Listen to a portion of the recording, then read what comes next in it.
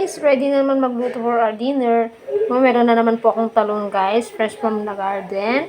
May upo na naman guys, na isang piraso lang pero okay na yan.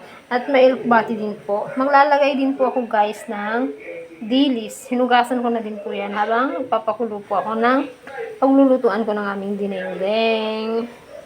Okay na to guys, healthy na para sa aming dinner. Ayan nga po guys, kumukulo na siya. Naglagay na nga din po ako dyan ng pampalasa. Ayan.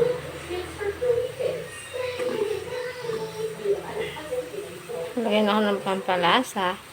At ilalagay ko na din po guys itong dilis.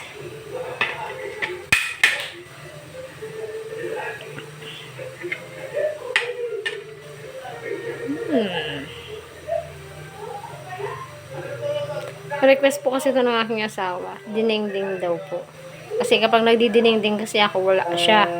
Ayan, yan na po ang request niya ngayon. At ito nga po guys, nilagay ko na din po yung talong. Nilagay ko na yung talong. At ito, ilalagay ko na din po ang upo.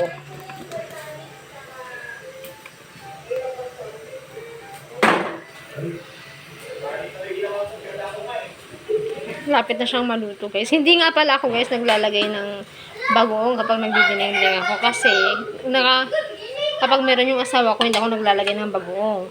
Kasi po allergy siya sa bagoong. Kaya instead of bagoong, naglalagay ako ng alternative niya guys.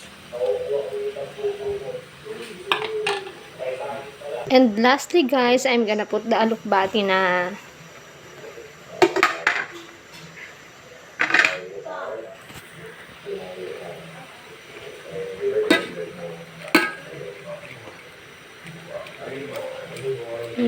kung masarap na naman siya guys. Sarap.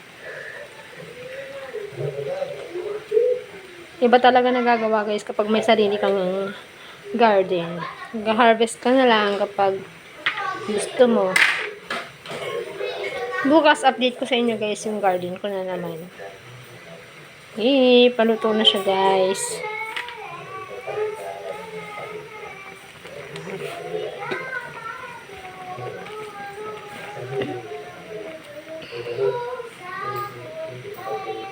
Charan! Bye guys! Thank you so much for watching. Bye!